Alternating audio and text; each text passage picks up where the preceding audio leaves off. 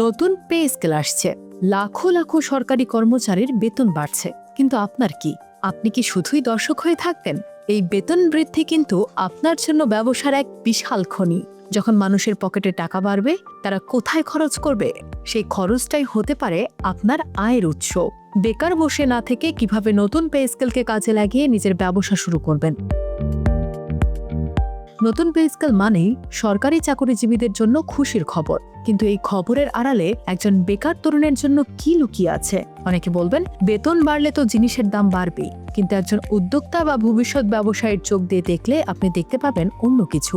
যখন দেশের একটি বড় জনগোষ্ঠীর হাতে এক লাফে প্রচুর নগদ টাকা আসে, তখন বাজারে ক্রয় ক্ষমতা বেড়ে যায়, আর মানুষের হাতে টাকা থাকা মানেই নতুন নতুন ব্যবসার সুযোগ। আজ আমরা আলোচনা করব নতুন পে স্কেলকে কাজে লাগিয়ে একজন বেকার তরুণ কিভাবে নিজের ব্যবসার যাত্রা শুরু করতে পারেন। মানুষের আয় বাড়লে তারা প্রথমে কোথায় খরচ করে? উত্তর হলো জীবনযাত্রার মানোন্নয়নে। নতুন পে স্কেল কার্যকর হলে মানুষ ভালো মানের প্রোটিন, গ্যাজেট, উন্নত শিক্ষা এবং বিনোদনের পেছনে ব্যয় করবে। আপনি যদি একজন বেকার তরুণ হন, তবে এই ডিমান্ড শিফট বা চাহিদার পরিবর্তনটি লক্ষ্য করুন। হতে পারে আপনি প্রিমিয়াম কোয়ালিটির অর্গানিক ফুড সাপ্লাই শুরু করলেন, অথবা সরকারি কলোনিগুলোর আশেপাশে আধুনিক সুযোগ সুবিধা সম্পন্ন কোনো সার্ভিস সেন্টার খুললেন। মানুষের বাড়তি আয় হবে আপনার ব্যবসার মূল চালিকা শক্তি। নতুন পে স্কেলে যারা লাভবান হচ্ছেন, তাদের একটা বড় অংশই সময়ের অভাবে ভোগেন। আপনি কি পারেন তাদের এই সমস্যার সমাধান দিতে? যেমন হোম ডেলিভারি সার্ভিস, ব্যক্তিগত সহকারীর মতে ভার্চুয়াল সাপোর্ট, অথবা ব্যস্ত বাবা মায়ের সন্তানদের জন্য বিশেষায়িত আফটার স্কুল কেয়ার। যখন একজন কর্মকর্তার বেতন 16,000 থেকে বেড়ে 40,000 হবে, তখন তিনি তার সময় বাঁচাতে এবং জীবন সহজ করতে অর্থ ব্যয় করতে দ্বিধা করবেন না। এই টাইম সেভিং বা সময় বাঁচানো বিজনেস আইডিয়াগুলো এখন দারুণ কাজ করবে। ব্যবসা শুরুর প্রধান বাধা হলো মূলধন, কিন্তু নতুন পে স্কেলের ফলে আপনার পরিবারের কোনো সদস্য বা পরিচিত সরকারি কর্মকর্তার হাতে এখন বাড়তি সঞ্চয় থাকবে। আপনি আপনার সুনিশ্চিত বিজনেস প্ল্যান নিয়ে তাদের কাছে যেতে পারেন।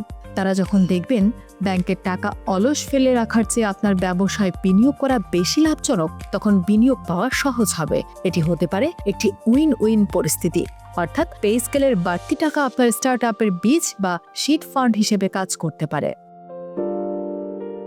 আমাদের দেশের বর্তমান প্রেক্ষাপটে ই কমার্স এখন তুঙ্গে। নতুন পে স্কেলের গ্রাহকরা অনেক বেশি প্রযুক্তি নির্ভর। আপনি যদি বেকার হয়ে থাকেন এবং ডিজিটাল মার্কেটিং বা গ্রাফিক ডিজাইনের দক্ষতা থাকে, তবে আপনি সরকারি বিভিন্ন দপ্তরের কর্মকর্তাদের ব্যক্তিগত ব্র্যান্ডিং বা তাদের ছোটখাটো পারিবারিক ব্যবসার প্রসারে কাজ করতে পারেন। এছাড়াও প্রিমিয়াম গিফট আইটেম বা শৌখিন জিনিসের অনলাইন শপ শুরু করার এটি সেরা সময়, কারণ বাজারে এখন টাকা আছে। সুযোগ সবার কাছে আসে না, আর আসলেও সবাই তা চিনতে পারে না। নতুন পে স্কেল কেবল একটি বেতন বৃদ্ধি নয়, এটি অর্থনীতির রক্ত সঞ্চালন। আপনি যদি আজ থেকেই পরিকল্পনা শুরু করেন, তবে 2026 সাল হতে পারে আপনার সফল উদ্যোক্তা হওয়ার বছর। মনে রাখবেন, অন্যের পকেটে টাকা বাড়া মানেই আপনার জন্য নতুন ব্যবসার দুয়ার খুলে যাওয়া।